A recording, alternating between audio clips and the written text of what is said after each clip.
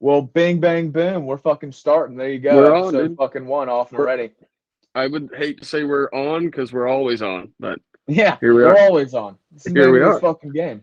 Is what it is. Eventually, yeah, we can edit this shit out. Eventually, we'll have to come up with a solid fucking intro, but neither here nor there. Yeah. Well, what was your Maybe one note, day dude? we might have side What's note number effects. one? Well, I'd like to get started by talking about the college football semis, the reaction. I mean, why not? Why not get started with something topical? Well, speaking of topical, then, did you think TCU was going to win that fucking Michigan game going into it? Well, I didn't pick them in my pick 'em, so no, I didn't think they were going to win. I guess why you don't have to do a fucking pickle. I well, I came in 64th place. I deleted the app before we even got to the semis. So What was your championship? Did they go that far? no, I won the regular season. I won the regular season, but here's where I'm getting kind of weirded out. I mean, I won my pick 'em. The creator of the bowl pick 'em won his pick 'em. Vic was in the final four of his Survivor League. I mean, is it the year of the creator? I I don't think it's know. just the year of the fucking cheapskates. Commissioner fucking review. I know. It's the year of the Yeah. commissioner. Well, because here's the thing. Until the week before the last week, I had the most fucking wins, and I was in third fucking place. So how that happens, God only fucking knows. But Because it was, I mean, it's the pool, man. It's a point spread. yeah, It's it's complicated, you got to play the point game, buddy. True. But no, the thing I But wanted to no, talk about that stupid game, 51 fucking 45. I don't think anyone saw the Literally, points coming in that game. I mean, I knew TCU could score, but I thought Michigan's defense was far better than that. Far and I better than thought Michigan was going to be able to run the guy. Dude, Michigan was passing the ball the whole entire time. I thought they were going to be able to run that bitch right down what. TCU's fucking throat. I hate to look ahead, but what does that tell you about JJ McCarthy going forward? I mean, the kid's not scared to throw the football. He lets it No. rip. He But is lets it Harbaugh rip. going to be there next year? I Yeah. doubt it. Yes, I think he will. If he would have, I know Minnesota turned him down, is what they say, but I think if he really wanted to go to the NFL, he'd just come out and say it and do it. Why play this game? I mean, you can't afford to play this game in the recruiting world today. Like, I don't even know why he's doing it. But can you though? Because you got look at Tennessee. Look at how Florida's fucking doing. You got transfer portal, But those bro. are all. Recruiting But those are recruiting all don't guys even that matter like it know. used to. All those guys know their coach is going to be there next year. Who? Michigan guys? No. Florida, Tennessee, Georgia, True. LSU. Like, Touche. so I mean, maybe there's a reason Michigan's done so well in the transfer portal right now, and I think those kids know something that insiders don't. I mean, there's a Yeah. reason they're number 2, number 3 in the transfer portal rankings right now. I do It's think not. It's coaches not just lie every because now and they're. again, though. But hey, here's a twist. Is it Hmm. just because they're in the fucking playoffs right now and they were and they're a good team? I mean, is that just a hype job that these kids just because you commit to them in the portal doesn't mean you have to go there, right? Like, or does it? I don't know. I don't think it does. I think unless you sign something, I don't think you have to go there just because you say, "Hey, I'm in the portal and I'm now going to go to Michigan." Well, here's the real thing, right? Because this is the first portal window. Yeah, I don't can't know you these just jump rules. back in next That's window? what I'm saying. Do you jump back in the fucking spring if Harbaugh leaves? Like, is that That something that can be dude, done? I would very imagine. big. That's a very big possibility that I don't think a lot of people are taking into account. And honestly, dude, Michigan don't even have good. I'm looking at their rivals 2023 ranking. They're 17th, bro. They're not even that good on the That's in the fucking recruiting trail that's right in now. the recruiting trail. Look up the transfer portal rankings on 247. True. Well, I don't even have That's an account. I'm gonna they're have to get myself an account. but Where's Josh 247 Pate? is Can Josh Pate join the podcast and fucking give us maybe call access 247? JP, Yeah, exactly. but he's not always on. He's just a late kick. That's true. He might be up to, except he starts before we do. Yeah, he's alive right now, probably. Whatever. Whatever, dude. But Uh, how about we go to the game of all games? Probably one of the better games. First of all, this semifinal was probably the best of all time, and Closest I game I for sure of the two. I No can't doubt. think of more climatic games. Adrenaline pumping, fucking edge of your seat.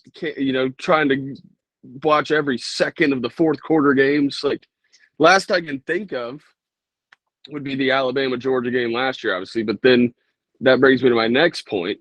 Well, and then Clemson, the final, but that wasn't a semi, I guess. Why has Georgia been involved in arguably the three of the best college football playoff games of all time? Think back to when they played Ohio State in the Rose Bowl. True. And went to Oklahoma and against Baker Mayfield. And went to fucking double overtime.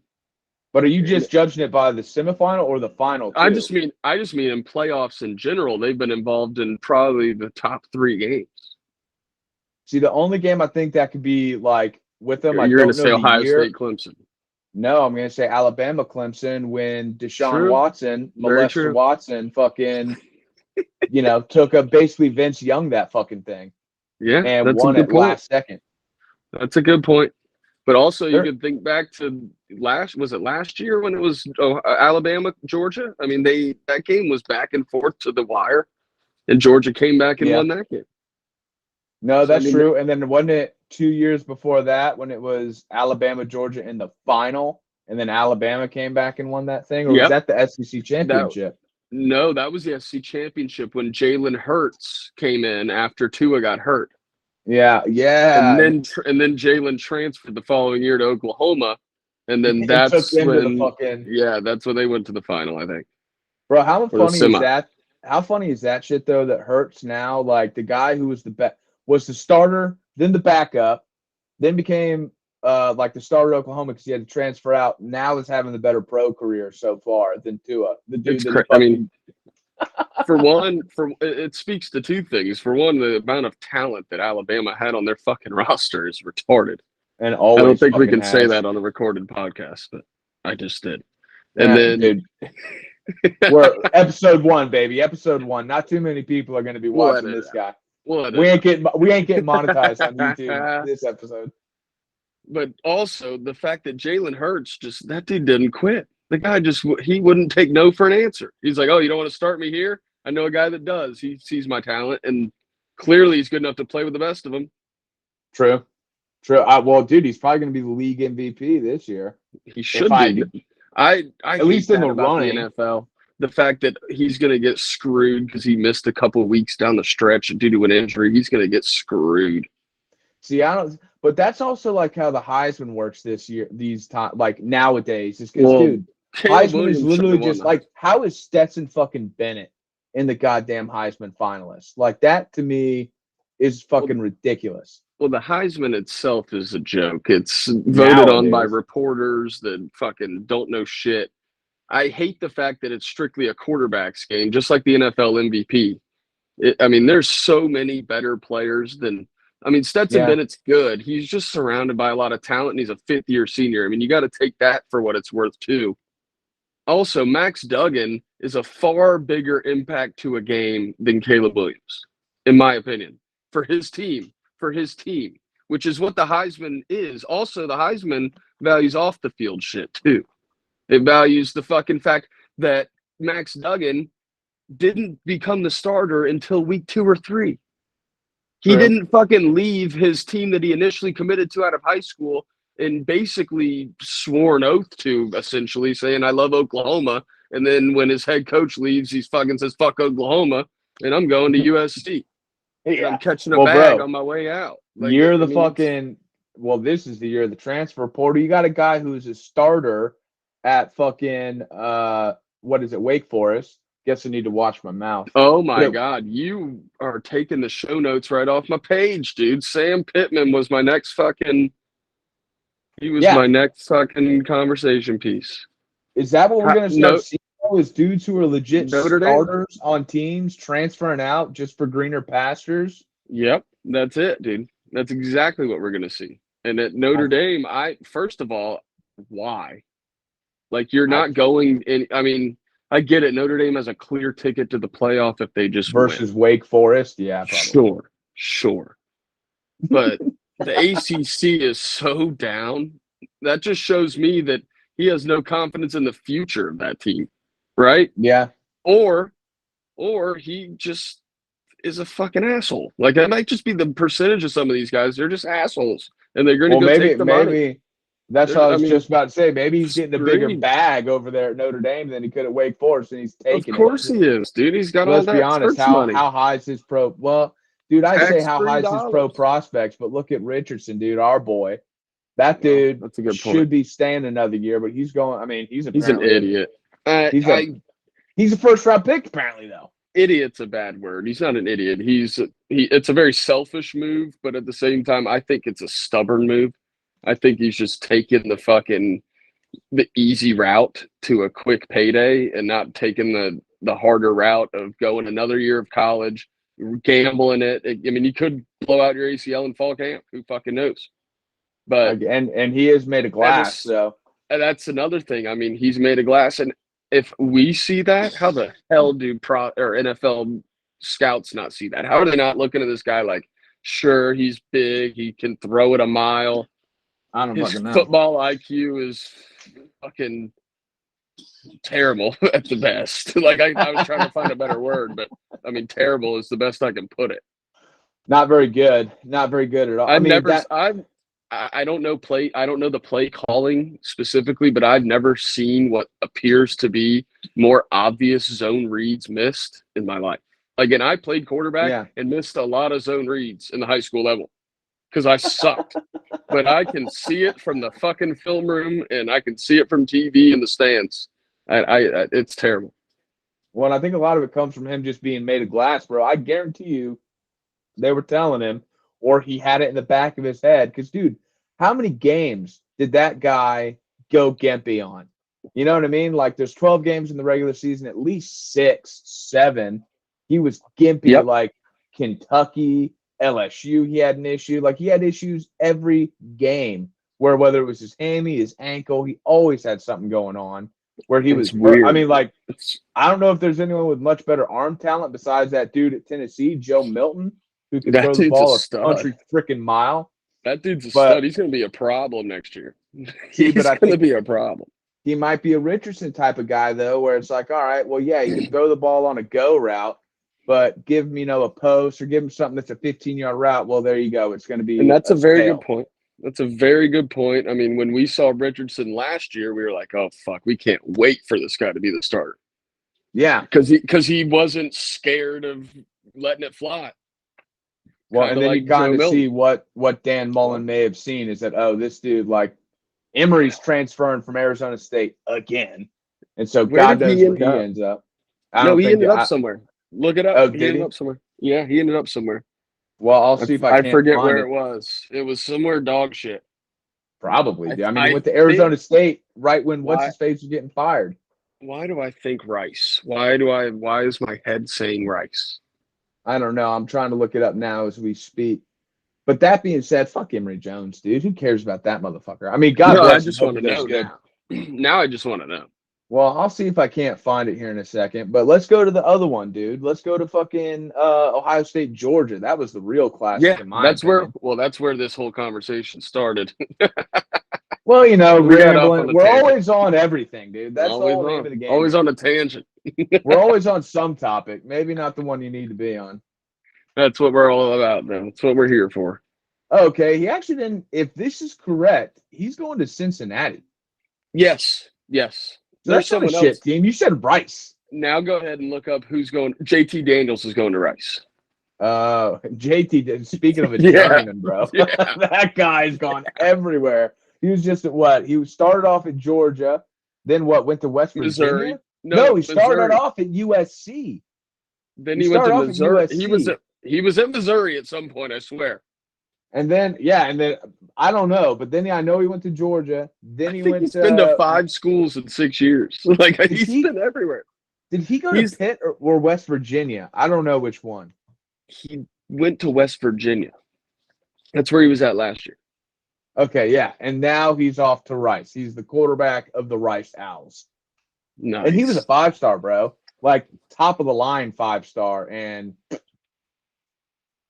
shitty. Well, that's what they say about the high school rankings, though. I mean, they can be overly recruited and under-recruited just the same. I don't disagree. People miss them all the time, and people over-assume all the time. True. No, but that's just the thing about it, dude. It's just freaking. But either way, we're not even on the topic at hand, which is Georgia and Ohio State. What a game!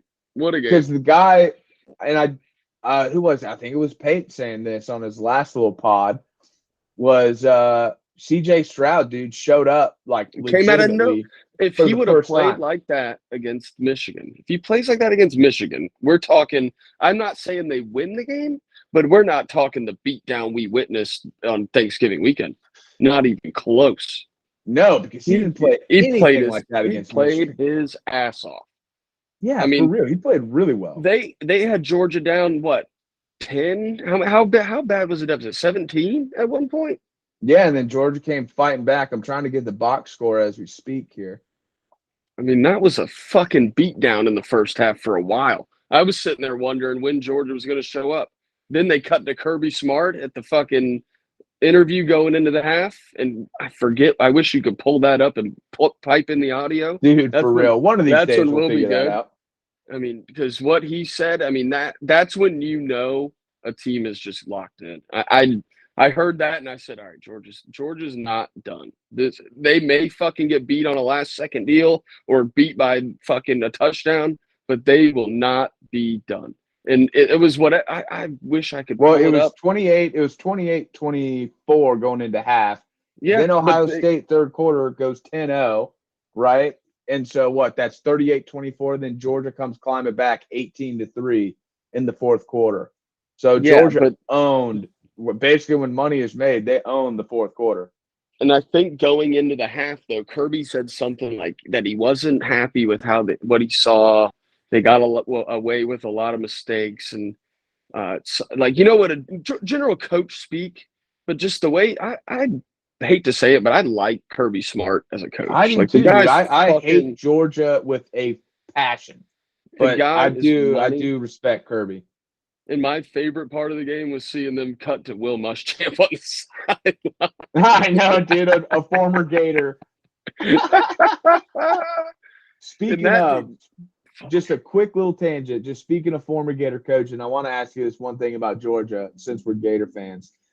J-Mac, right? Old J-Mac goes on the Chippewas. I think it was a 24/7. It was one of those recruiting services.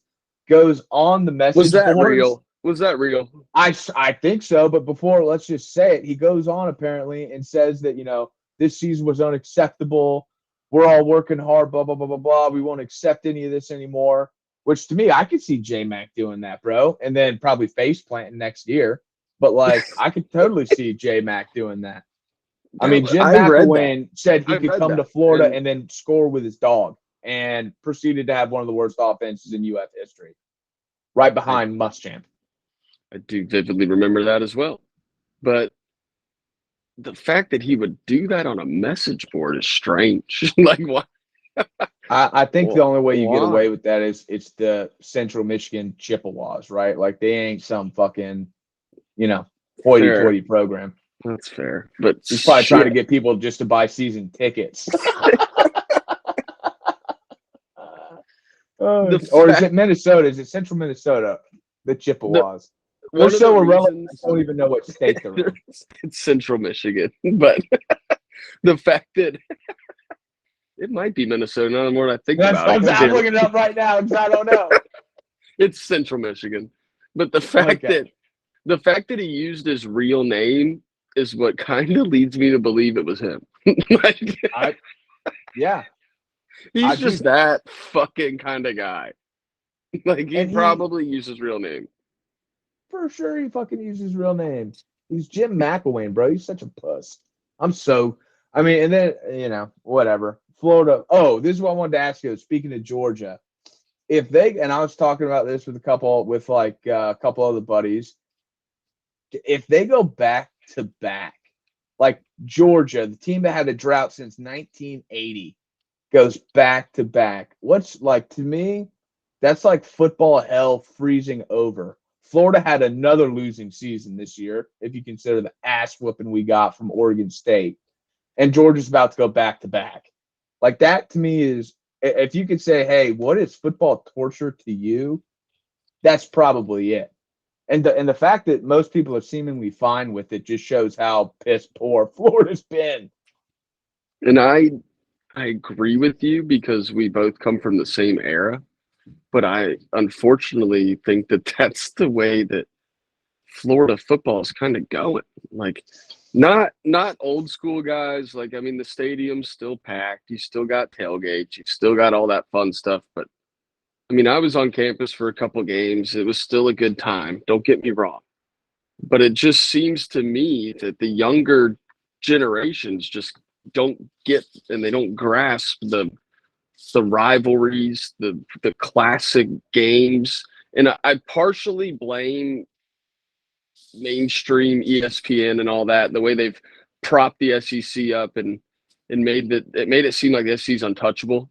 And then they've made Alabama's and Georgia's, because they've been so prominent in the social media age, they've made them these giants that Florida and Florida's just made no noise. That's half the exactly problem. Well, exactly. And then Florida can't even. It almost seems insurmountable to get back to that level, in a way. I think, but it's not. It's not. It's realistically not. But it almost just kind of feels like almost like you're pissing in the wind, because no matter what you do on the recruiting trail, it's just social media amplifies everything. It makes it seem like everybody else is doing so well too, and it just it deflates these average fans, you know. But dude, you also got to think though, like with recruits now, Tebow's senior year, last time Florida was like on a run, Tebow's senior year was 2010. Those cats who are 18 now were 6 or 7. Exactly. They have no idea. They have no idea. Right. So that's to us is like when Warfel was rolling. You know what I mean? It's like I remember and I get it, but it's like I don't really, you know, it was cool and I get the coolness, but I also got to experience the 2005 to 2012 run where we were competing every fucking year. No, I know. Well, and if you think about it, though, ESPN was on Florida's, pogo stick for all those years until Bama beat us in that SEC championship game and became what they became. Like, dude, it was Florida. I think that was in 08. Or I'm sorry, 09. Well, 2010 was when they beat us in the SEC, and Tebow cried. You're right, 2010. That was because we won in 2006 when Tebow was a freshman, 2008 as a junior. And then in 2009, I guess it was 9 technically. Then whatever. Yeah, excuse me. Yes, it was 2009. Yeah, true. No, I burped. That's why I said excuse me. I know. I heard you. Edit that out. Yeah, because that's my forte. Is I'm a editor. I say we don't edit anything. We don't edit anything. All right. Well, let's do this. Since we're on the topic of bowls, what do you think the best bowl has been besides? Shit, there's been a fucking few good ones. Obviously, top me of right now with the Capital One X card. Oh, I can hear. I had a Capital One X card going. We'll see if that makes it in the cut on ESPN. That's interesting. I didn't hear anything. Well, good. Let's hope it don't make it in. So I was like, "What the fuck are you doing, Reed?" Well, it's gonna make it in now because you're talking about it. We could have just let it go, and we would have been just fine. I was on a roll. Well, let's get back to the roll. Let's get back on because we're always on. What do you think the bet? Yeah, go ahead. I would say, personally, my favorite bowl to watch would have been the Battle of the Kansas. Arkansas for your country folk played against Kansas, and Arkansas was beating the dog shit out of them. What, until the prestigious third quarter? Simon's Bank Liberty Bowl. Yes, it was. And for Liberty they played, my friend, because Arkansas was putting it on them. And then here comes Jaden Daniels, battling back. Next thing you know, we're a tie ball game late in the fourth quarter. We end up in overtime. Not 1, not 2, I believe 3 overtimes. We checked the box score. Am I right? I'm looking at the box score right now. It was 3 overtimes. That's when Arkansas pulled that shit out. listen to this though. Here's what happened. But here's what happened. Arkansas gets their 2-point conversion. They go first on the third overtime. Then Kansas gets the ball back. Everybody's thinking, dude, Jaden Daniels, let him run a read play, an option. He got you here. Let's fucking ride. The guy's been money all year. He's the reason game day even came to fucking campus. Nope, that's not what Kansas does. They take the ball out of his hands, give it to a fucking slot wide receiver. I can't remember his name. He had some curls coming out of the back of his hair. And what does he do? What does he do? Rolls to his right, looking, finds a guy in the third row, sends one like an AR fucking deep ball. And I tell you what, man. I tell you what, heartbreak for the Kansas offense. There's guys crying on the ground, just upset. They gave it their all for this guy to just choke. He's not a quarterback. Dude, I'm not sure the play call there was a very good play call at all.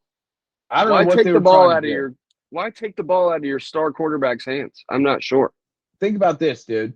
So I'm looking at the box score right now, and I honestly did not watch the end of that game after half because I thought Arkansas had it in hand. It was first quarter, 24-7 Arkansas. Then they both exchanged a touchdown essentially in the second. Third, another touchdown apiece. Then 18-0 run. Kansas goes on Arkansas to tie they went off and bring it into overtime. 18 on I know everyone defense these days ain't the same, but and that's an SEC team that they just scored 8. Kansas scored 18 Big 12 team. It's a Big 12 team that showed up on defense in the fourth quarter. True. Who would have seen that coming? Because the two biggest things sort of got turned up on their head in that fourth quarter. One, a Big 12 offense was able to just beat down an SEC defense. That typically don't happen. Nope. And then an SEC defense, wasn't able to shut down, or I should say, the offense for Kansas beat down Arkansas's defense, and then, Arkansas couldn't do the reverse, bro. Their offense completely sputtered. Who would have thought KJ Jefferson would sputter like that? Against Kansas, not me. Was he? He's been, unhealthy all year. So I'm not sure how healthy he is in the bowl game, but especially late in the game. But that was a hell of a game, hell of a game, and that also leads me to my next point. Why are teams like a 6-6 Florida playing a 9-3 Oklahoma State or Oregon State? Excuse me. Why don't we schedule? Here's a crazy thought. Florida State, Oregon State, and Florida, Oklahoma, instead of the, two teams playing the opposite, and Florida playing Oregon State and Florida State playing Oklahoma. I get we got these automatic bowl tie-ins and stupid shit. Yeah.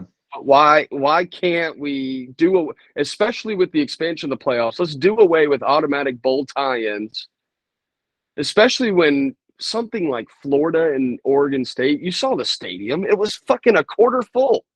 It's not even selling tickets. I think, dude, you had to move the game to 11:30 or 11 a.m., whatever the fuck it was, Eastern time. It was fucking early as shit. Or I'm sorry, 2 p.m. Eastern time. Yeah, I think bowls to be complete it's 11 a.m. their time. Well, I think the way that we know bowls to be is about to be shook up. It's already done. It's already done. Yeah, but I think once it goes to 12 officially, I just don't see the other bowls anyone caring about those. I really don't. I love college football, and I didn't care about some of these games because, why would I? The ones I really wanted to see were being played New Year's Eve. You know what I mean? So then let's do this. Let's stop with the fucking 6-6 teams getting in. This is a point that Game Day brought up before the semifinals. Let's start doing meaningful bowl games again. Let's stop giving bowl bids to teams that are 500. Let's start the bidding at 8 wins. That would basically, I know it's going to be tough with a 12-team playoff to fill that bowl schedule with only 8-win or 7-win teams. It's going to be fucking tough. And you know what? That comes down to, in my opinion, the marketing teams are going to have to eat that. Switch up this. Another thing they're going to unfortunately do. They're going to switch up this home field advantage thing in the playoffs, which I hate. It'll eventually be that no one has home field advantage, and it'll all be played at neutral sites. But I think that's bullshit. Unfortunately, I don't see a way for them to maintain the profit margin they're used to via sponsor dollars and bowl venues. They're going to have to find a new revenue stream. See, I'm of the opinion, realistically, and like it ain't going to happen until there's literally no money to be made off bowls. But I'm just of the opinion if we're going to 12, that's it. Those are the bowls. You just got 12, and it's the playoff. Because then at least it means something. It's not. It actually like the standard you want of no 6 and 6. Well, if you ain't top 12, you ain't getting in. So like you're gonna have at minimum some 8 wins teams, but that's gonna be your worst team. You know what I mean? So like I'm just sort of the opinion that you just go that route and then axe the other bowls and say, hey, sorry about your luck. I don't hate that, but what if we do this? So you got your top 12, and that's your top 25, essentially. Your 12 teams would be your bottom half of your top 25. Now, your other half of your top 25 can play in virtually an NIL.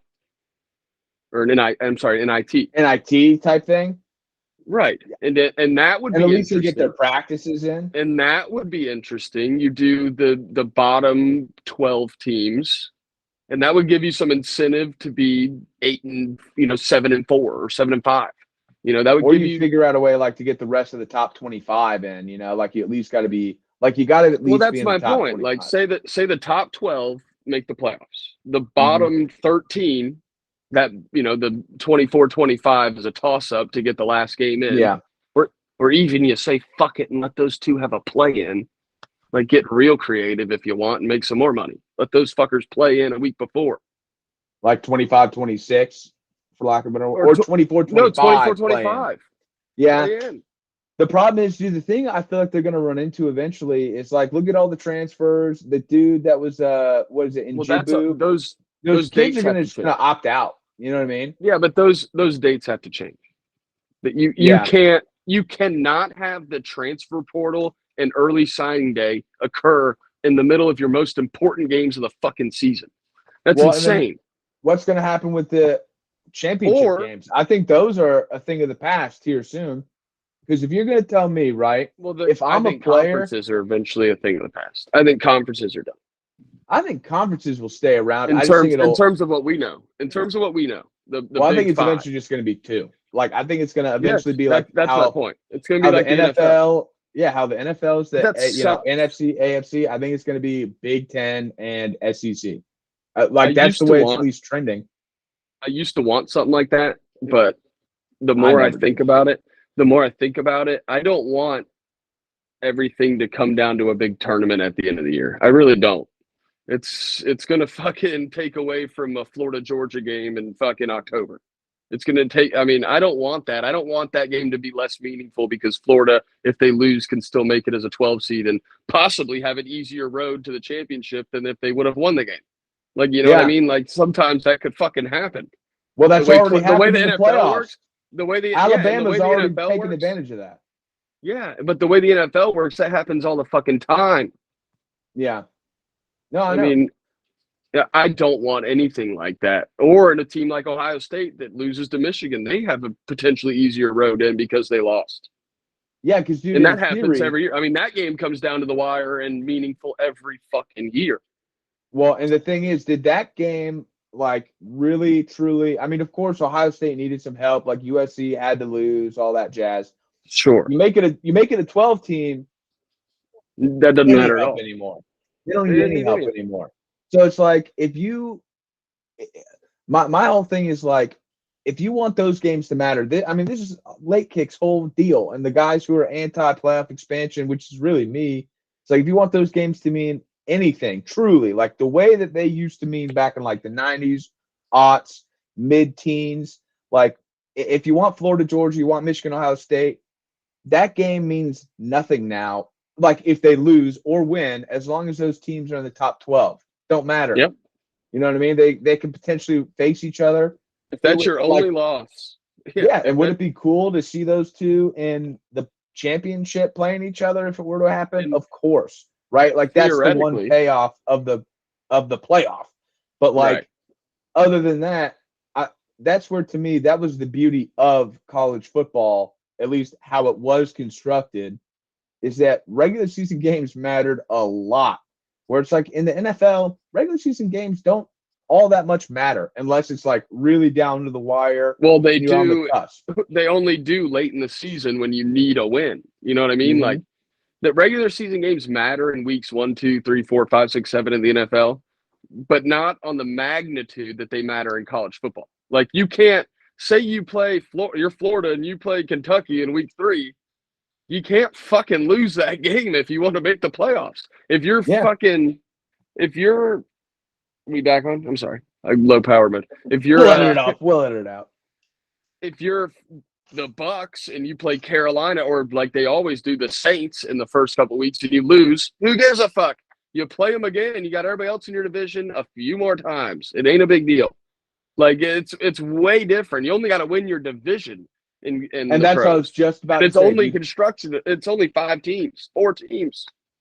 Yeah, because the Bucks, if this were a normal, like if there were no divisions in the, but if there were no divisions in the NFL, oh Jesus God, the Bucks would be bottom third of the NFC. Yeah, they would barely be in the hunt for the NFC playoffs. They wouldn't even be in the hunt, dude. They wouldn't even be in the hunt. I know, and that to me is just the negative. I mean, you got fucking the Cowboys in the NFL that are what 10-3 or 9-4 that are fucking in the wild card hunt just because the Eagles are in their division, the Giants.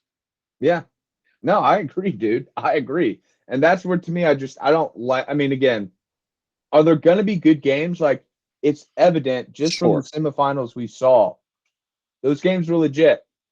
But at the same token, the past playoff history have been a lot of blowouts too. Like, and people think that when it comes to 12 teams, it's going to be there's going to be more blowouts than there are good games. Here's my gotcha moment on it, kind of that I hope comes to fruition is the transfer portal is going to open up the opportunity for upsets and the Davids to beat Goliaths a lot more than you've ever seen before. It's going to be crazy.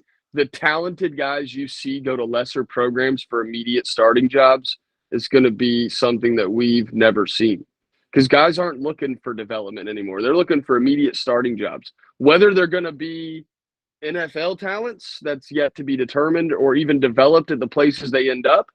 But I mean, you're looking at guys just making transfers. We talked about it earlier in the Wake Forest quarterback. They just want to go there for either the notoriety of the program, the NIL deal they can get, the conference they're in for some guys. I mean, the fucking head coach, all the guys going to Colorado. I mean, we're going to see teams in these playoffs that we didn't expect. That we haven't seen for a long time.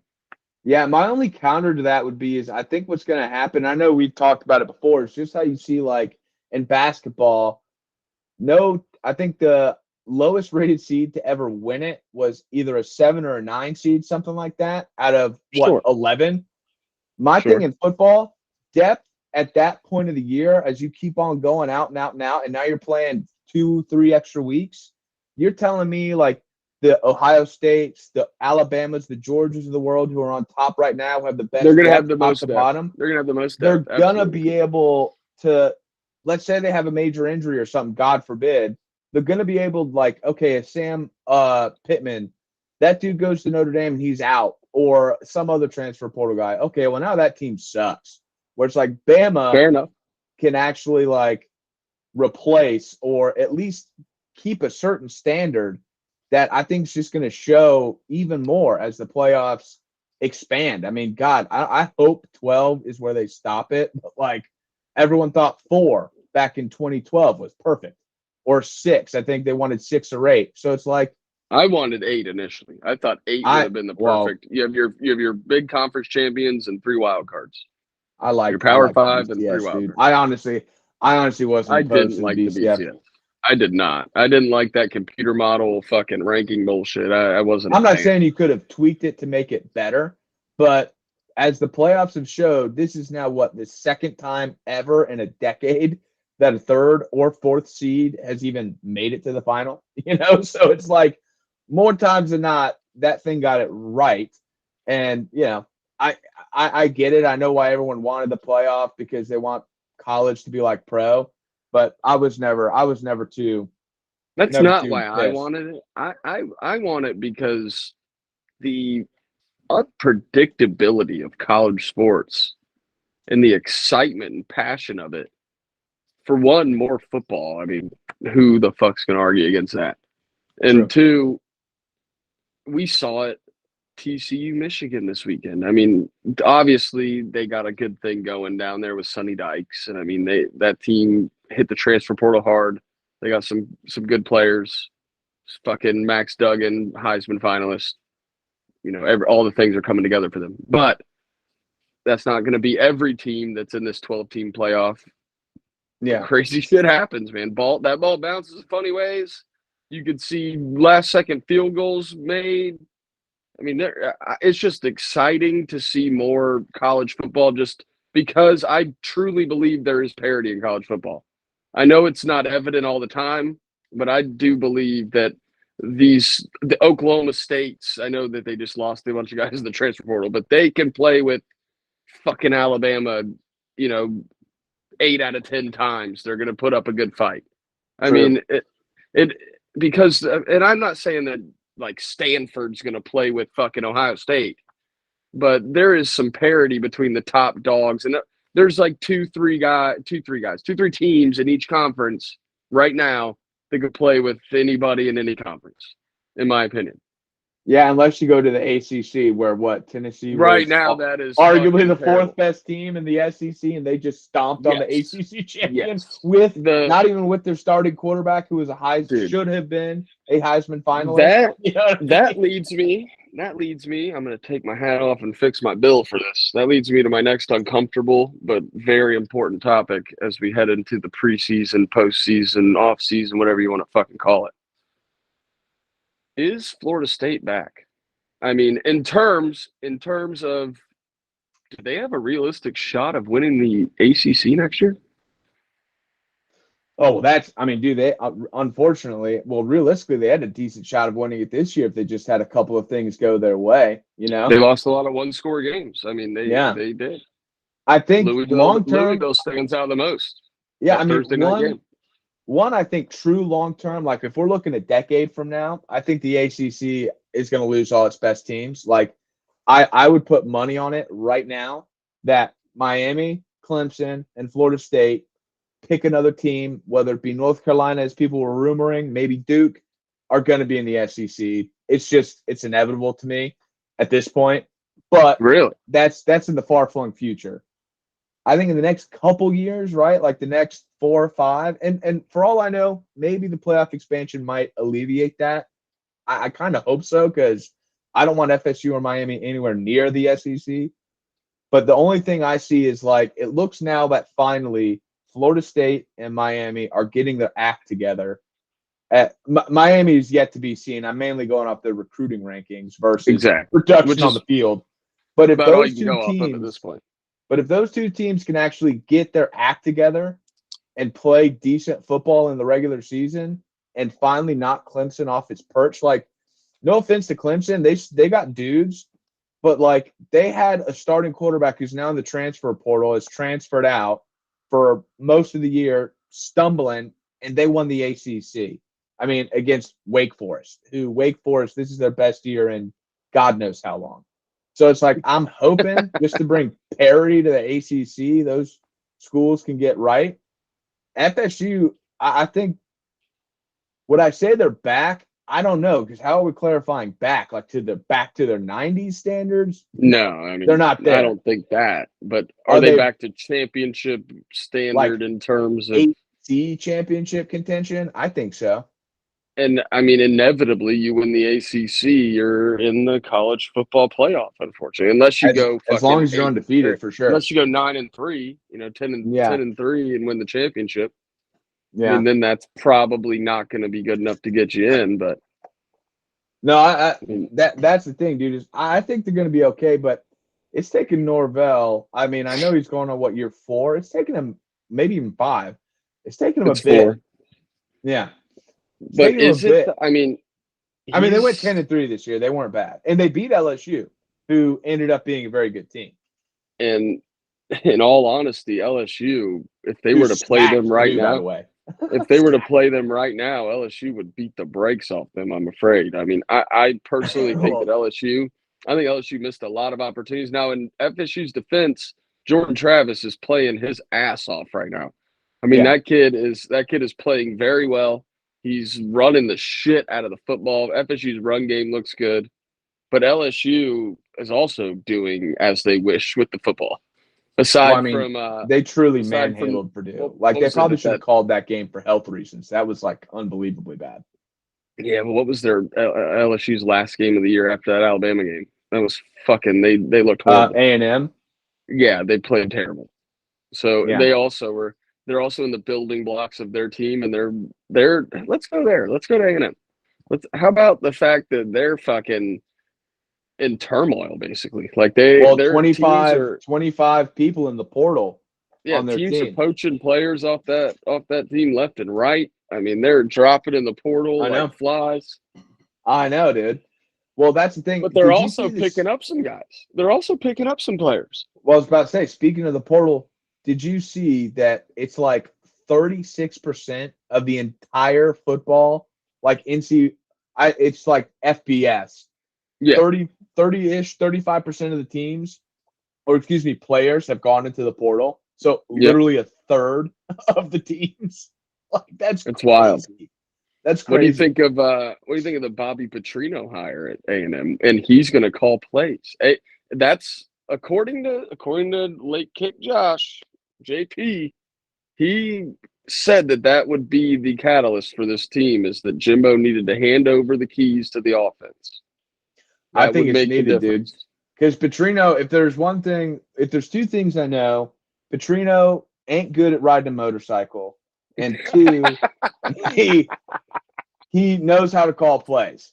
There's one, that's the only reason, besides him having his affair and all that crap at Arkansas. Who cares about any of that? Well, you got to be at the face. You can't just be some bumfuck, I guess, when you're the face of a multi-million-dollar organization.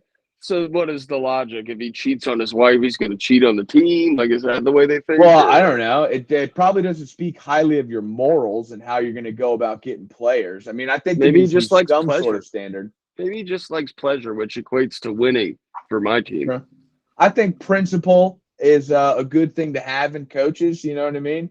Well, and people lacking in it in their personal lives. Look at Hugh. It took Hugh a long time to get himself back into the good graces of SEC teams. Hell of a play caller, hell of a coach. But look at him now. For yourself. Look at him now.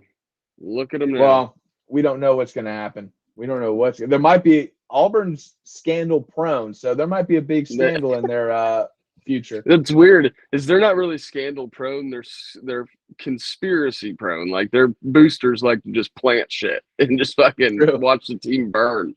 True. It's the weirdest. It's they're like the CIA. They just like to do inside jobs. It's fucking a dirty game up there.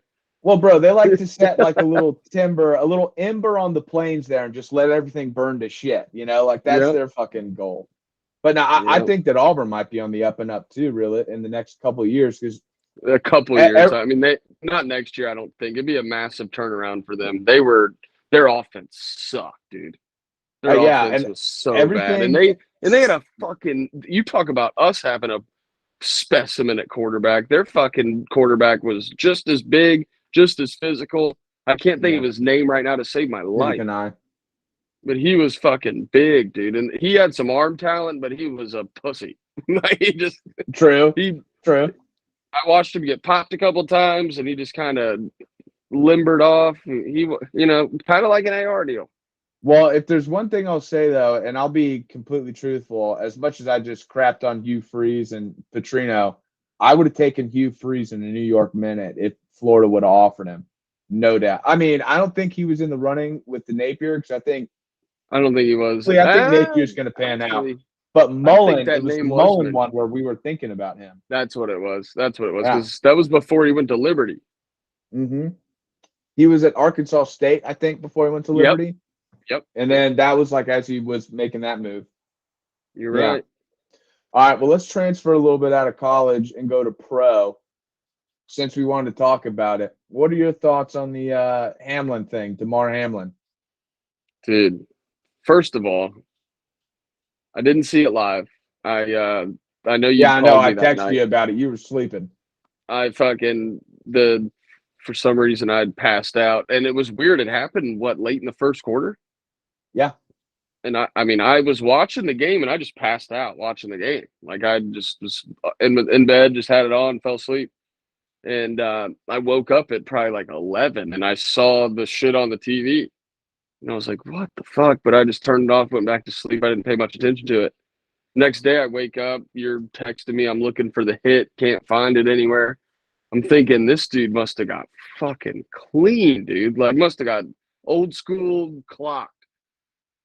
You see it, and it's not a bad hit at all. It's a normal hit. And the fact that I don't want to take away from the story I'm saying, I kind of get sidetracked here, but the people that want to shit on T. Higgins or kind of give him grief is bizarre to me. I don't get that at all. Saying he launched into him and shit. It's like, bro, we're playing football. Like, you tried to that's run him the purpose. You're trying to gain like, a few extra yards. Sorry, dude. Every single wide receiver does that, or running back, or anybody. I mean, let's not take the actual game of football and the physicalness of it away from, what we're doing here. Like, so, it was a freak accident, especially when you look at what actually happened. Initially, no one knew. Everyone was trying to figure it out. You had people blaming the COVID vaccine on it for whatever reason. I had people I was talking to go into that, and I'm like, bro, homeboy is 24 years old. Like, whatever you think about the vaccine, I don't really care. But, like, homeboy is 24 years old. You really think myocarditis fucked him up? He's in peak physical condition. You really think that was the issue? Or was it just, like you said, a freak accident? Which it turned out it was. We could get into all that. I mean, they're saying myocarditis.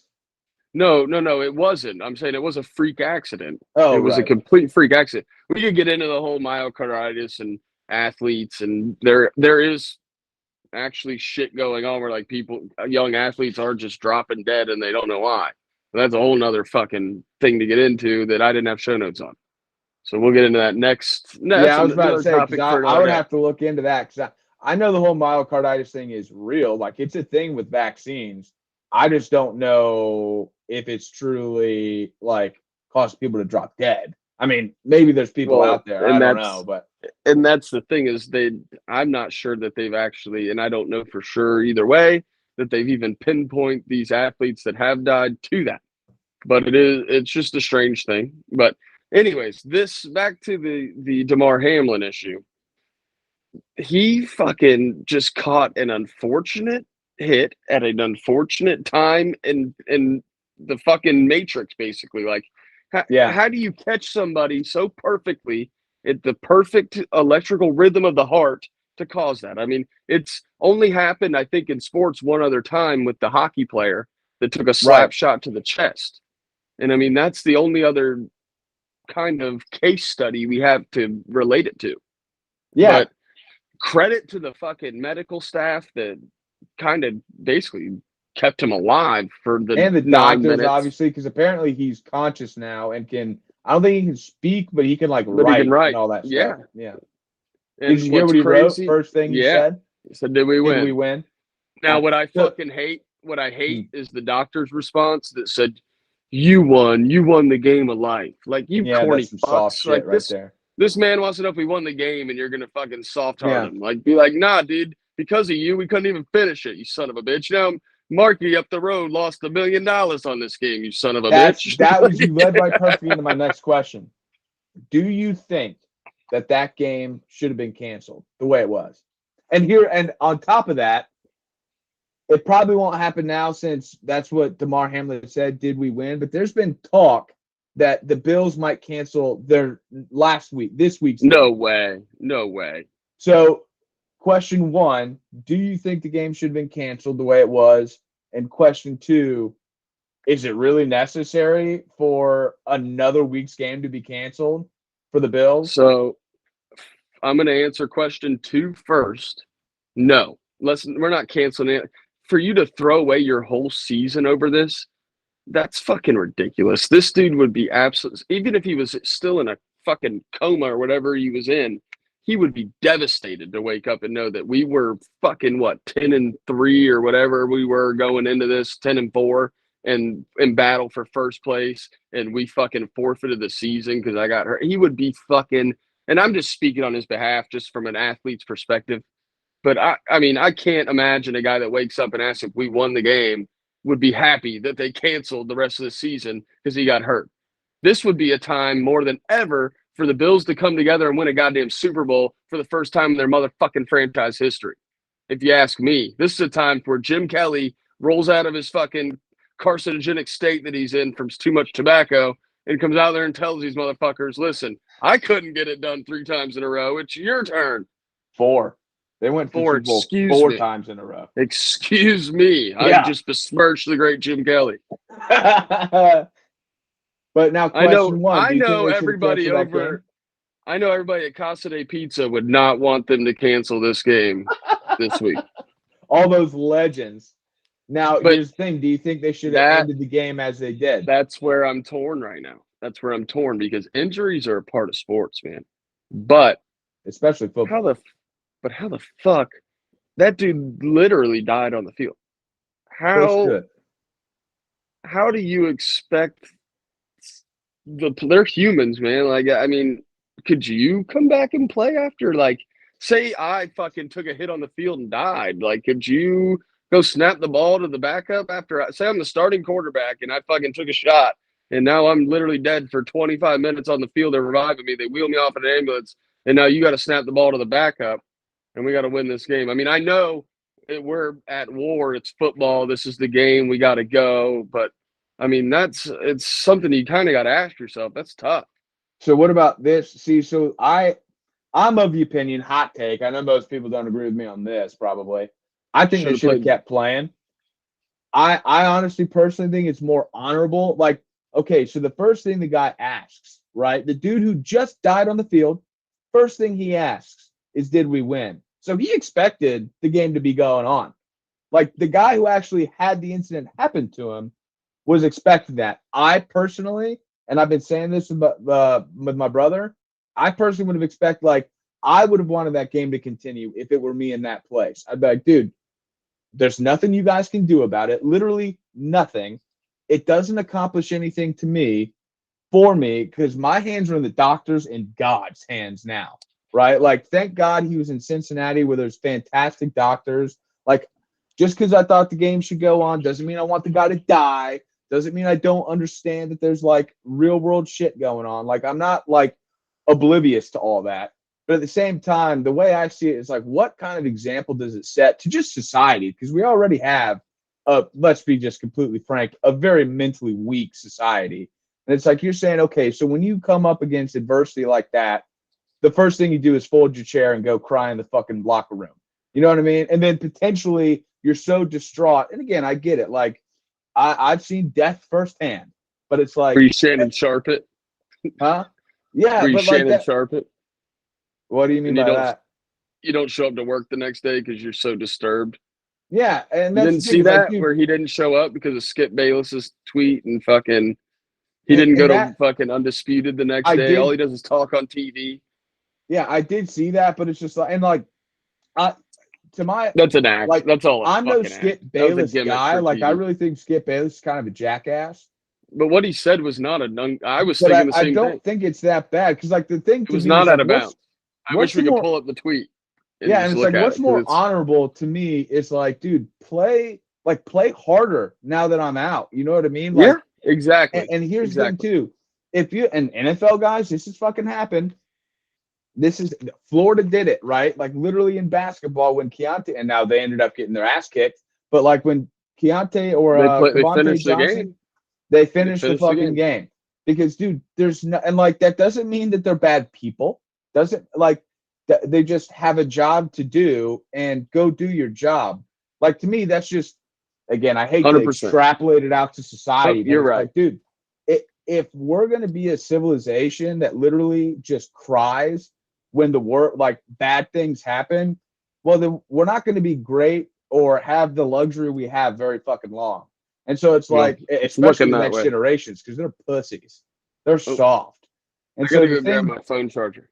Yeah, go ahead. I'll keep rambling. We're still on. We're always on. But yeah, we're always on, baby, whether the couch is on or you're on. But that's just my thing, dude, is I think the best thing, one, of course they should play this week. That's absolutely absurd. And two, I think they should have played the game because the guy clearly wanted them to play. I mean, like, that's what he asked. Well, there's no question about it now. I mean, there's to be zero honest, question about it. There were his own players, right? You look at Stephon Diggs. Stephon Diggs was trying to rally the troops to get him to keep playing. Like, he wanted to play. So it's I didn't see it live, so I didn't see any of that. I wish I did. I wish I wasn't such a bitch and went to sleep early. I get you're distraught. Like, dude, I totally understand the circumstances. I am distraught. I'm distraught that I didn't see it live. I totally get, though, where it's like, I get the rationale to cancel the game. I do. I see that side of the coin. But at the same token, I just don't think like that's an example of mental toughness at all, to completely just lose your composure. When again, it's someone you know, and like I'm not trying to equate it to war, but let's take it to a nurse, right? The very nurses who are going to help him come back, or the doctors, if they have a patient die on them in their shift, do they just get to go wallow for the rest of the day and say, "Oh, I can't do anything"? Like, no, that's the job you decided to be in. Maybe in this day and age, they might these days. Maybe, but like that's the job you decided to be in. And unfortunately, NFL is football is a violent sport. That's why we all love it, partially. And I just think they should have kept playing. And not to mention, that game had some really big ramifications. Still does. Really big, Peter. Yeah, that's the problem. They're going to cancel the game. I already see this coming. They're going to cancel the game, and then they're going to go to a percentage, which is going to absolutely fuck the Buffalo Bills. Yeah. And so, again, which makes no sense. Like the team that everybody's rallying behind is going to get fucked in the long run. Yeah, over this, dude. And I want the guy to make a full recovery, and if he wants to play football again, which seems like he does, I want that all to happen to him. But I'm just a little bit like, I think if you really asked people and they weren't, trying to censor themselves like everyone does these days, they would tell you, I bet you everyone in that stands would have been, hey, let's keep the game rolling. You know what I mean? Yep. I don't think that's heartless. I don't think that means that they didn't want to see that dude be safe and healthy. I just think that's the nature of the beast, dude. Like, I would put the question, if someone snaps their neck or gets paralyzed on the field, which has happened, do they stop the game? No, they do not. They keep on playing. And so, which they've done plenty of times.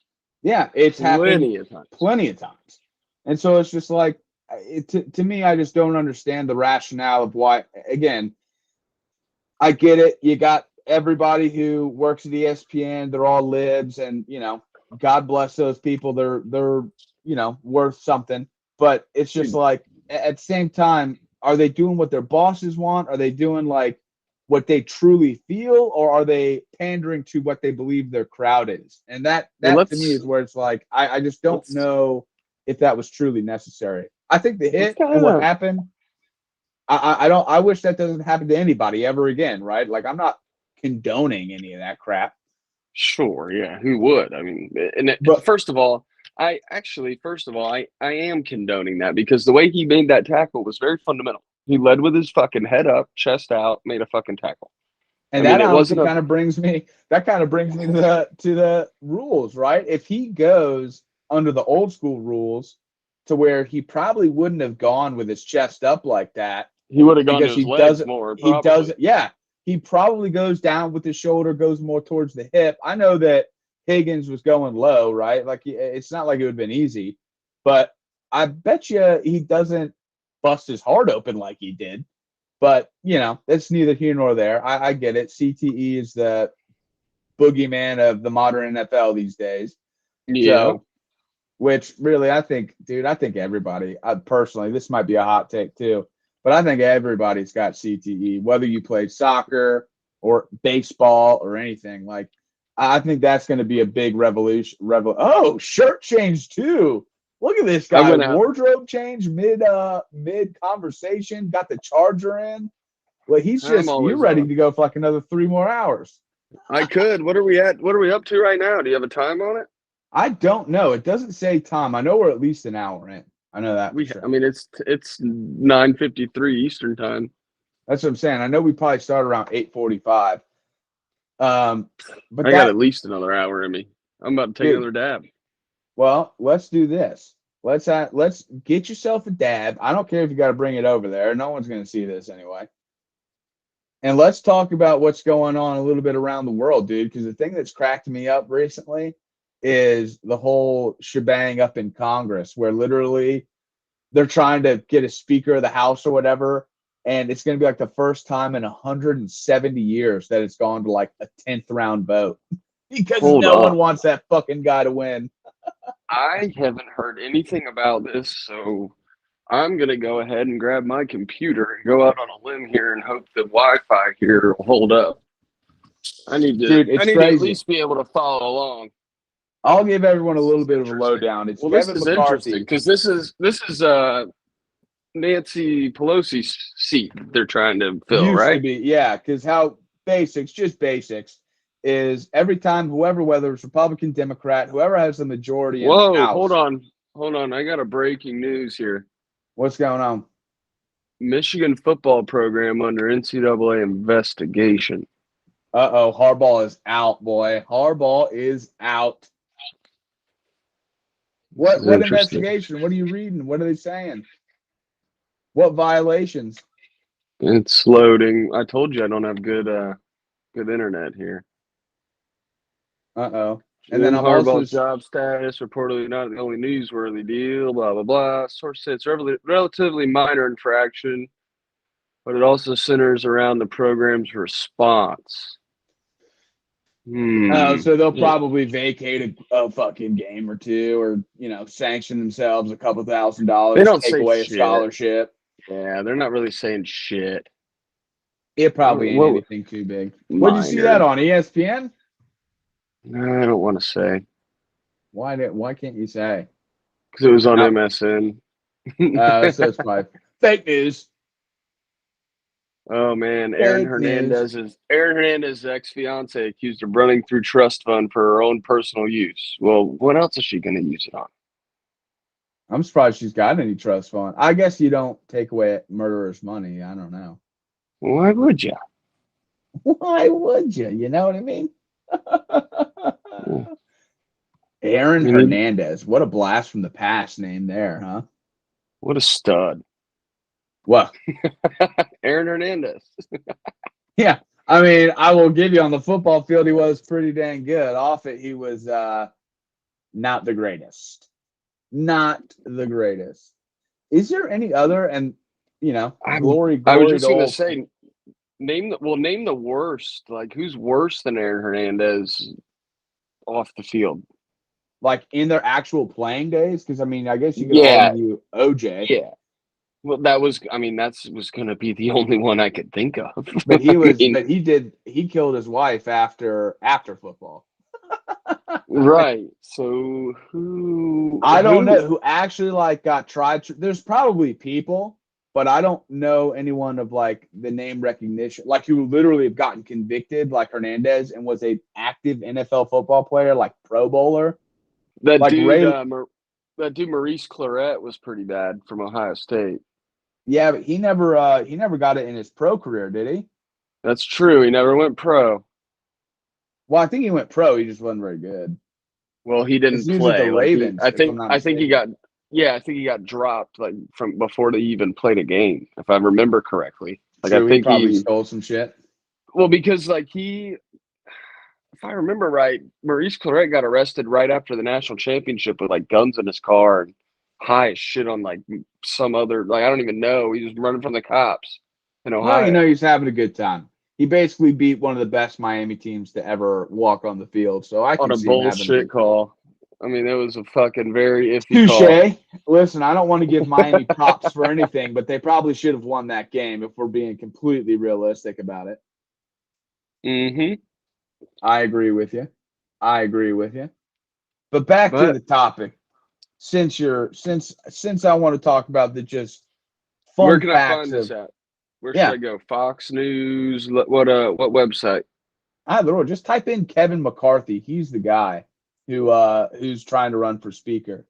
So just for those in the audience, all three of you out there who may not know, Reed may not even know. Speaker of the House is more times than not. It doesn't have to be necessarily. More times than not, it's going to be whoever can get the most votes of the party that has the most seats of the Republicans, Democrats. 435 seats.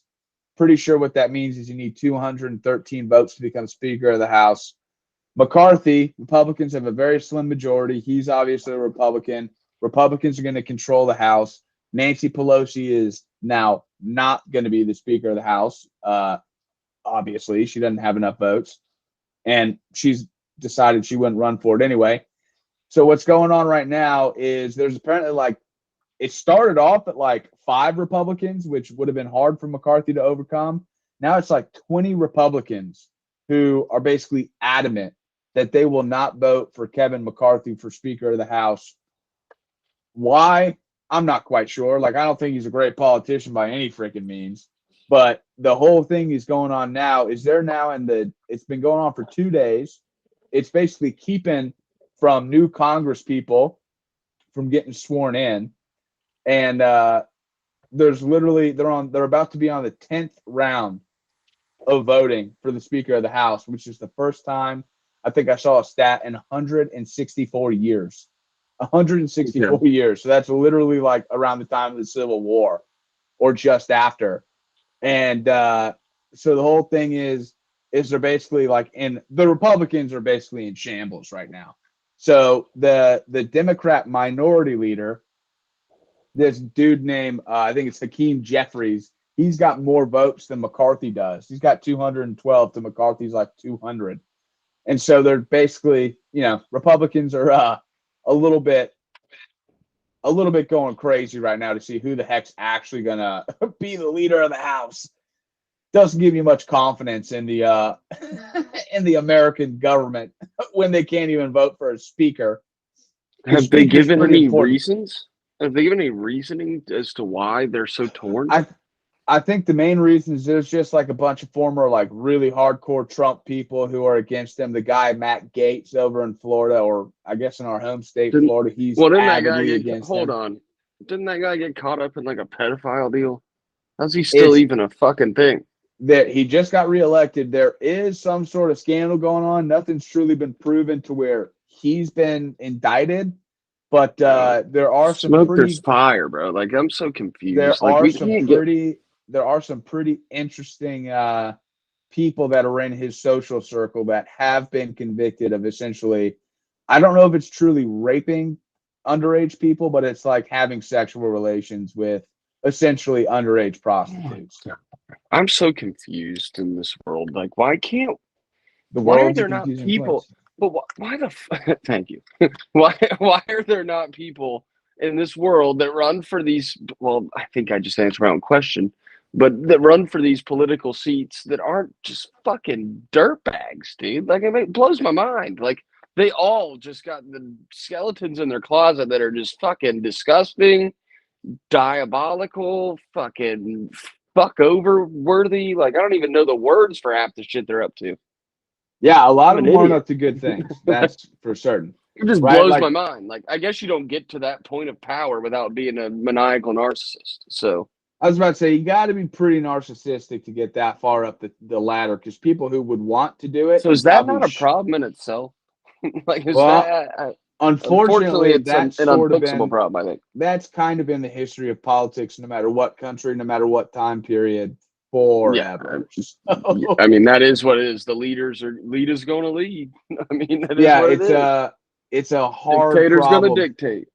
Yeah, it's an interesting problem to solve. I don't know. People think they have their solutions with ranked choice voting or fair districts where you can't gerrymander things. I don't know if that's the solution. I mean, hopefully one day. I personally don't think any of that matters. I think it just comes down to the fact that anybody running is just a fucking complete fuckface. It's pretty much what it comes down to because I'm yet to be proven wrong. I'm fine with people who run and like have power and seek out power as long as you're doing a good job. It don't bother me necessarily. I don't want that job. I mean, like, would I do it if it was given to me? Sure. But like I wouldn't run for it. That's for damn sure. Like I would take it seriously, but at the same point, that's why I'm not going to get the job because I've seen just on the state level how dirty it can be, and you get up to the national level, it's cutthroat up there. The state level, you should talk about the county level. Ask Gene Brown and fucking them guys. Oh, true. That's all. Dude, that's all a dirty game. Yeah, once you get into politics, this becomes, and no offense to the American people or people generally, most people don't give a shit about politics. I think that's a good way to be because I don't think we should all be absorbed with it. But at the same time, when you don't even know anything about anything, you know, it doesn't help to get the best and brightest in that office. Oh, you're back. Good to see you. Good to see you. I took my halftime dab. You took a little vitamin refresher there. You had to get your spirits. I'm all set up. I got golf on. I got my computer, my beer, tobacco. You're all ready to go. We're live. And a wardrobe change. Change. Half a wardrobe change. I mean, just did the top half. Did you go like just full Andy? Yeah, did you go like full Andy Roddick back in the day? Like you sweat through your first shirt and you had to get a little, mid-game change just so you could have a fresh one? Well, this is one of my first ever broadcasts live that I haven't clammed up on. I mean, I did have a brief stint back in my early teens on Manatee football broadcast for a football game. I won a contest. It was rigged. And they threw it to me live for a play-by-play. Seems like some politics got into that one, too. I froze. We missed a whole play. People were pissed. Did you now? Yeah, I couldn't handle the pressure. All 400 We were good back then. Granted, we were good back then. No, we weren't. It was the DeChristopher days. We weren't good. They were giving away slots. They were giving away time slots on the radio. We weren't. Don't sell yourself short. You had a little 1-2 sentence stint at the old Manatee football broadcast this past fall. I did. You can find that on youtube.com/Manatee football. You can listen to the play-by-play guy Danny Carter and the color guy Chad Choate, our host's brother. I mean, and Danny Carter, worst half, your father. I mean, whatever. A little nepotism on that side of the whatever.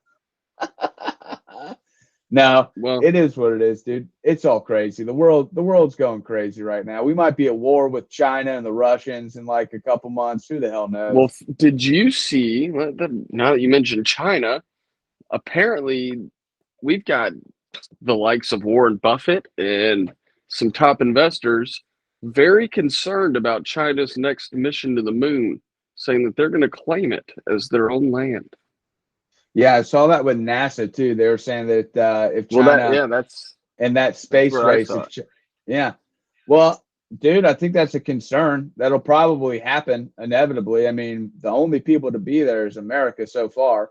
China, I wonder when China's even going to try to go there. But here's where I'm confused.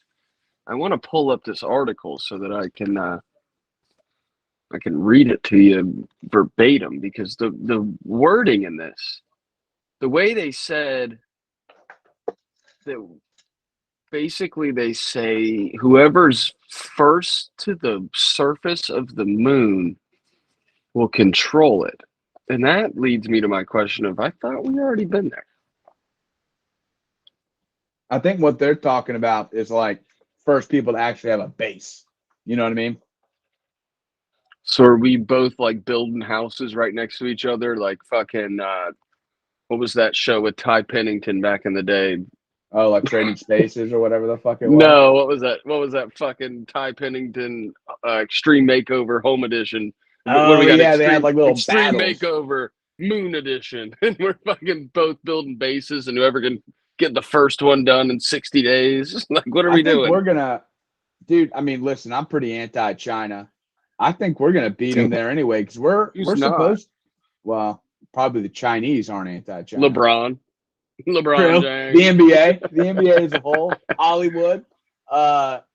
No, but we're gonna beat them to the moon. We already are supposed to go there. Like we had a whole thing with the Artemis rocket, which is gonna be like the next Saturn, which is what took us to the moon back in the 70s. And if you believe it, the first time in the 60s. Like how come Elon's sending shit to Mars and shit, but we can't get to the moon? Well, Elon's trying to. That's what his whole Starship thing is, to take us to the moon first, then go to Mars. Because Mars, we're trying to get to Mars by like 2035. The moon's first. The moon's like the preseason. I feel like the moon is like Miami. Like we should just be able to get there.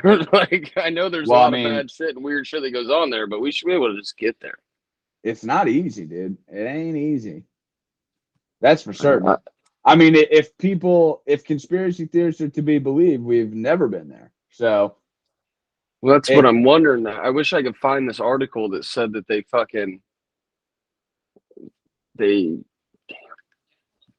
not it. I thought that maybe I could find it, but it said that the wording was like the first one to land on the moon will inevitably own it, is like the way they worded it. And it's like, wait a minute. I thought we were first, which we weren't. I thought Russia landed on it first, technically. No, Russia was the first to space. Yeah, Russia actually technically beat us to space. Like no country is, besides the U.S., no country has ever been on the moon with people before. So we're leading in that category. We're still number one there. I think, dude, I don't see that like being inaccurate in the sense that whoever can like colonize the moon and have people actively there, I think they kind of control it. But I don't, and if that's what gets the U.S. in gear to actually like take space seriously again, which I think we should, like that to me is sort of what we should be focusing on, is starting to, get people on Mars, get people on freaking moon and beyond, like Buzz Lightyear to infinity and beyond. Freaking get that shit going. Because what else? I mean, what else are we gonna do down here besides, fix climate change? Which whatever, we'll probably do that. And I don't, get into space, baby. Let's get a space race going with the Chinese.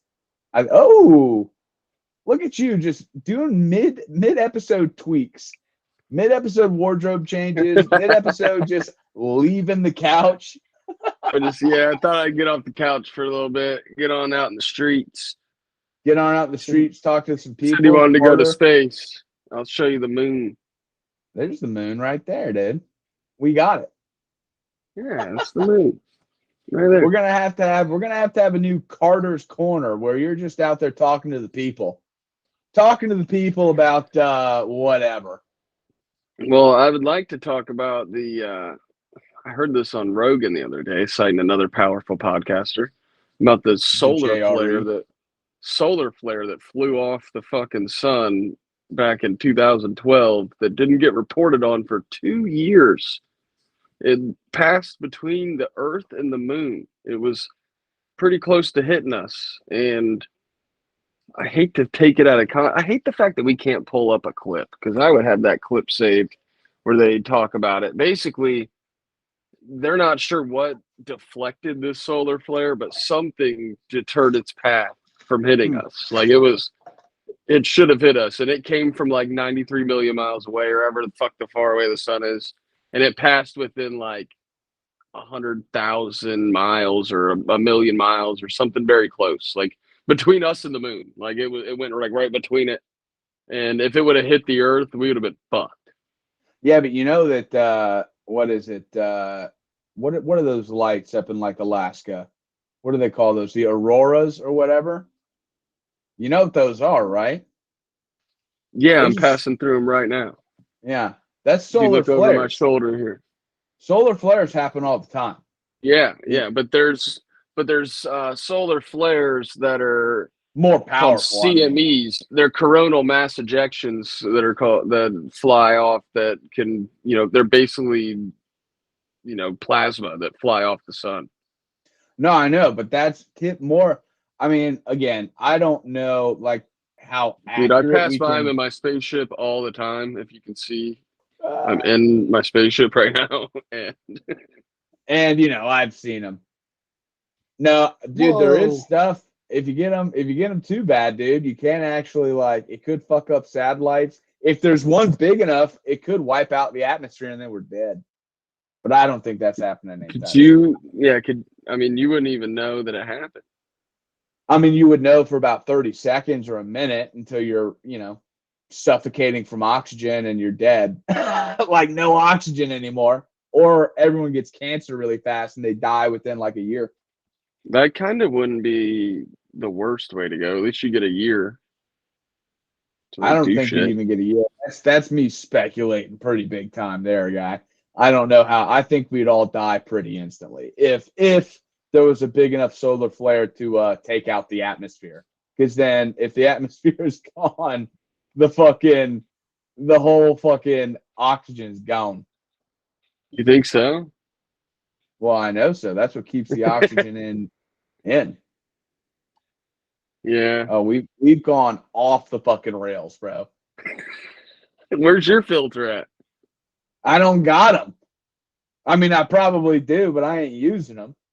Well, this leads me to my next question. Then, do you think that there's other life forms that are like these UFO sightings and shit? You think they're real, or do you think they're just government projects? You can tell someone just took a dab. You're talking about aliens. Well, look at me. Look at me. I know. I don't know. What's your thoughts? Do you think aliens exist, guy? I think they do, but not in the form that we perceive them as to be for movies like and the shit. One I'm perceiving right now on the screen. Right. This isn't real. This guy right here, he's not real. But aliens, I mean, they gotta be, dude. Like fucking weird shit happens all the time, and it's unexplainable. And also, the universe is a big place. Yeah, that was my next thing. Is like, you think we're just the only thing rolling around? Like, we're probably just a TV show to these fucks. It'd be kind of cool if we were. It would probably hopefully mean there's maybe a little more meaning to life than what most people think. You know what I mean? Maybe we're taking a step closer with like Bitcoin and shit. Maybe we'll get to alien coin and like they could pay to watch this podcast. Maybe they are watching this podcast and like, dude, you're racist right now for thinking this is what we look like. Oh, I got to get out of this then. I'm not. That's trying what I'm saying. Racist. They might be sending you cancer right now. Get out of here, like man. This guy thinks he can mess with the aliens' cancer. All right, I'll Mike Leach it. I'll be Mike Leach for the rest of the podcast. R.I.P. to the pirate. How crazy was that though? Since we're on the topic of Mike Leach and you're a pirate. The end of that game was insane. Like, first of all, the bad beat for them to fucking cover like that is crazy.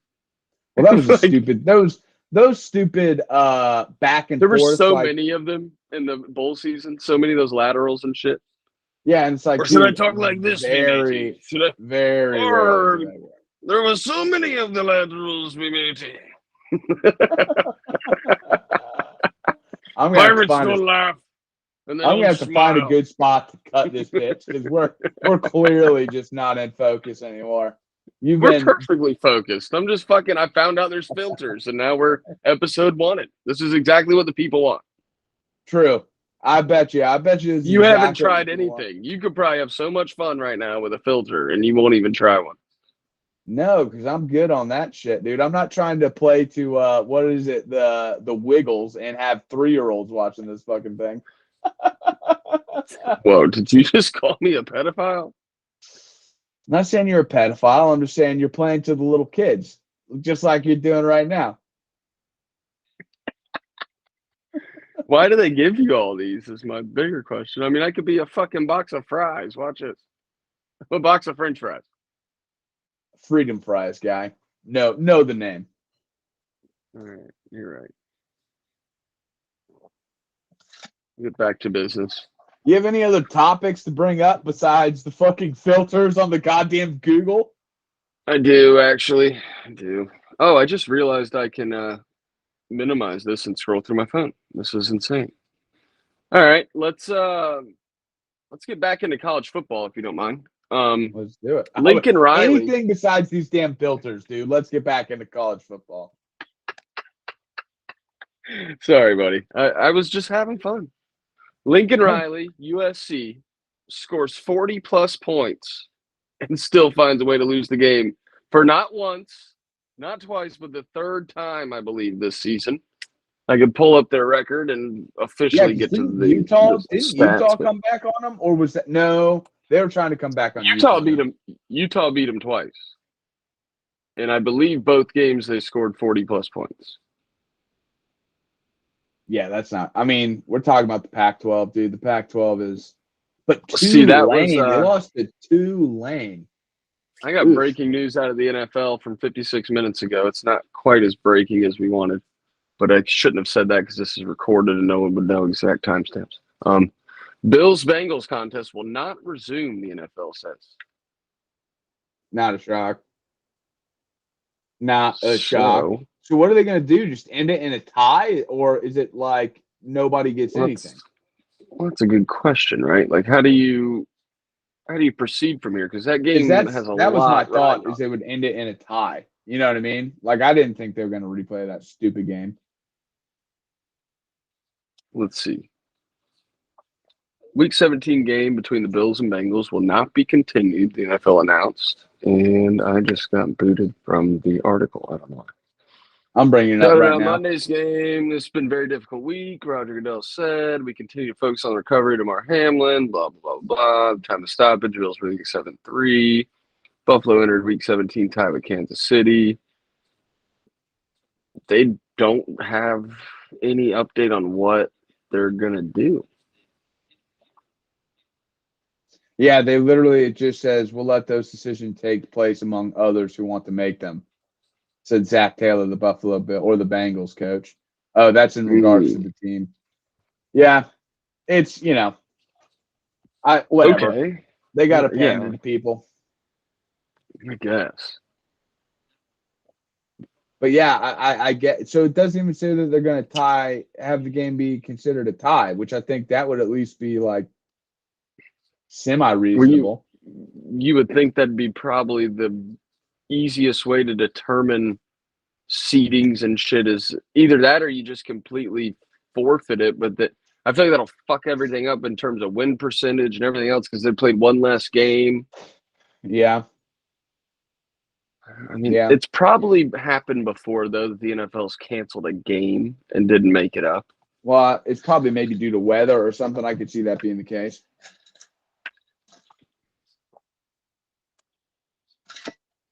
Well, semi-breaking news there. I'm going to look up if they've ever canceled a game and not made it up. True. Well, while you're doing that, let's the wrap-up of the show, I think, could probably be the national championship game because we're not going to be on air. Even though we're always on, we're not going to be on air. We might do a preview. What, of the national championship game? Maybe we go on before. Well, it's 7:30, I guess, is when it comes on. Is what it's saying. Is that a preview, or I thought the game started at 8:30? I think it is at 7:30. I think you're right. Wow. Okay. We might not have time for a preview on Monday. I got to work. Ain't that about a bitch? What time do you get off? We can discuss that later.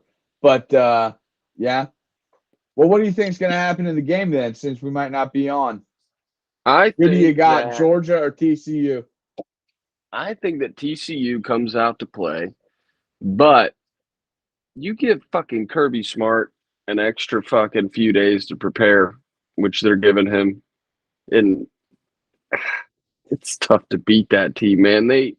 They first of all are very focused. That's a very focused group of guys. They've been there before. They've been beaten before in the playoffs. They know what it feels like to lose. TCU is very happy to be there. But ultimately, I think it comes down to experience in the postseason. I think Stetson Bennett and Georgia finds a way to get it done. I think Max Duggan and TCU makes it very exciting. I think this is a lot higher scoring than people think. a lot similar to the semifinals where they were a little bit of a shootout. I don't think either team's defense is fully healthy, and I don't think that either team's defense is prepared to stop either team. I think that in a shootout, TCU stands a very good chance. I'll take Georgia in a field goal game. So you're saying that TCU covers the spread. The spread's 12.5. Georgia. Yes. Yeah. All right. So I think Georgia, honestly, I think Georgia covers. I think Georgia's going to mop the fucking floor with TCU, to be completely honest. I mean, it's very possible. Their secondary is a little bit better than what Michigan's is. Not that Georgia's secondary is any studs. Their front seven's definitely going to be better. I don't think that they're going to be able to run the ball on him. If Max Duggan, I think that he's going to be spied, so I don't think he's going to be scrambling all that much. I'm pretty sure, dude, if you can get the Ringos of the world and Georgia's secondary, I think they're going to be able to lock them down. I honestly think this might be a blowout, to be completely frank. And the over-under is 62.5. Gut feeling says it's going to be the under, but what do you think? Do you think they're going to go over 62.5? Over-under? Well, given my analysis I just gave, I got to say yes. I mean, I think that it's a shootout. I'm afraid – here's what I'm afraid of. I'm afraid that TCU with Sonny Dykes is a well-coached team and that they're going to have the same extra time that Kirby Smart has, and they're going to find a way to strike early and score early, and that'll cover the spread. I don't see them scoring later in the game as frequently as they do early in the game. I think that it's imperative that TCU starts off fast. They got to score 14, 21 points by halftime. Mm-hmm. Granted, they've been a second-half team all year, but they're playing a little different animal in Georgia, who's very deep. They're very deep up front. And Georgia can throw the ball and run the ball, where it's like they're not leaning on the run and then having to make McCarthy throw it. Their receivers stack up with anybody in the country. They can throw the best tight end in the game. Next best thing to slice bread, dude. They can fucking make you very, very vulnerable. Yeah, they can spread the field, or they can hit the seam. They can run the football with anybody as well. So that is what makes Georgia dangerous. Also, what made Michigan dangerous, too. I mean, Michigan wasn't a scrub team, and they could run the fuck out of the football, and TCU shut that shit down for the most part. But it was also a high-scoring game. And let's be at least somewhat forgiving to Michigan. Michigan did not have their actual number one running back playing. He was hurt. That's fair. So. That's very fair. But that dude he's going to be the number one there in the next year or two. The kid's no scrub. Oh, I agree. I think that 3-3-5 that TCU runs, I think it's going to open up some holes, man, for Georgia. And maybe TCU can hang on when it comes to the passing attack. But I think Georgia figures that away. I think lines of scrimmage is going to win the game. Shocker. And I think Georgia's that was huge. The same synopsis for the TCU Michigan game. And TCU's defensive line showed up to fucking play. I mean, that defensive line didn't get pushed around nearly what people thought they would do. When you watched Michigan against Ohio State, they bullied them. And they did not do that in TCU. No, but I think now that, hey, Georgia's got some tape to look at with a very physical team. With the Michigan tape, they can look at that. Listen, did Georgia run the ball all that great against Ohio State? Not really. Georgia played a B game. They didn't play their A game against Ohio State. Not for 4 quarters. They showed glimpses of their A game, but they didn't play it for 4 quarters. I've seen the big difference to me is that TCU took Michigan out of their comfort zone. Michigan wants to run the ball. They weren't really able to run the ball the way they had to or wanted to. Also, obviously didn't have their back. Georgia's MO this year offensively has been passing. I mean, no offense to TCU. If McCarthy can pass all over you, I think Stetson Bennett's going to be able to do the same exact thing. And I don't see Duggan being able to keep it. Yeah, I think that they'll be doing some packages like that. The defense they run, they can do some multiple looks, all that type of stuff. I just think, okay, you start pressuring them. Who's the best outlet for pressures like that? A tight end. Well, they got the best tight end in the game, Georgia. So with Brock Bowers, I hope it's a close game, but I think Vegas wins more than they lose, and I think that they're probably on the money with that line.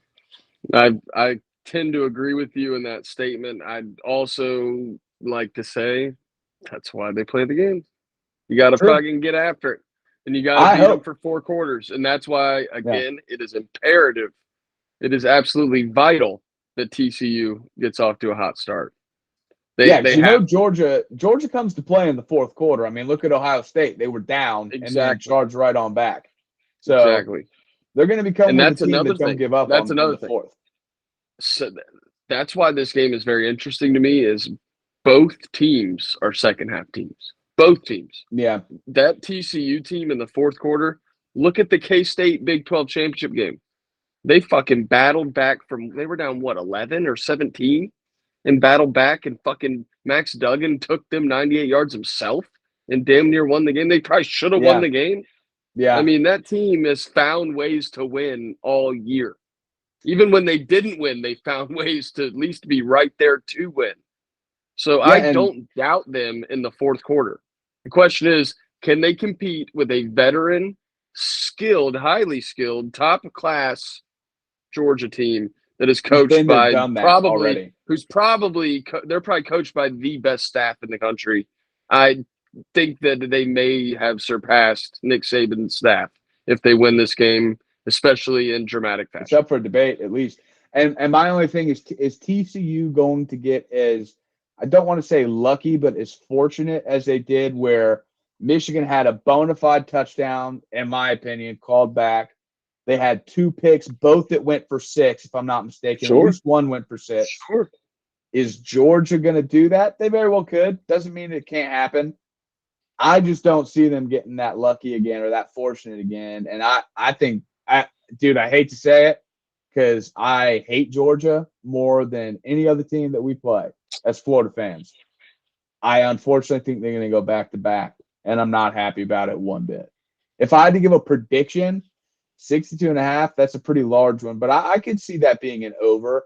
I would go probably the under and go 35-17 Georgia. I think they're just going to beat the shit out of them. That's a pretty fair prediction. I was thinking more of the lines of 34-31, not quite the high scoring game that I was talking about earlier. Just due to the sheer fact that of the magnitude of the game, the magnitude of some games, you just don't quite have the offensive production that you were looking for. It happens sometimes. And 34-31 would cover it for, you're saying, TCU won't, or Georgia won't cover. 34-31, 35-31 does that. And that'd be the over. So, and it could be 35-34 and, some, couple field goals for Georgia, they get held. And that's what it's going to take for TCU to win the game. Hold them to field goals. Yeah. Now that also in that the caveat there is that you're scoring touchdowns, obviously. Yeah. But you can't hold them to field goals and you go down to the red zone and fumble and not get the ball back. Then you can't put yourself behind the 8 ball. Obviously, that's no brainer. You can't lose the turnover battle. You have to play fundamental sound football, and that's obvious to any championship game, but now more than ever against a team like Georgia, you can't. There's no room for error. Yeah. Well, I think with that being said, that might put the feather in the cap for this one. This first week of the what's charting the fucking always on podcast, baby. I mean, we're now probably 2 hours in, so I think we can give it a wrap. Well, I thought we'd had a good piece of work here, buddy. We didn't touch on half the notes I had. But that's all right. What are the other notes? Let's do a little rapid fire. What'd you have? No, bro, that's when you're supposed to cut it because I don't have any more notes, but it sounds good. Like we just had a jam-packed podcast. Hey, we're working. It sounds like we had a jam-packed podcast and we just couldn't quite get to everything. Yeah, true. Well, for the 2 people watching, me and Reen and maybe one other, we'll figure this shit out. We'll see you again, baby. Adios.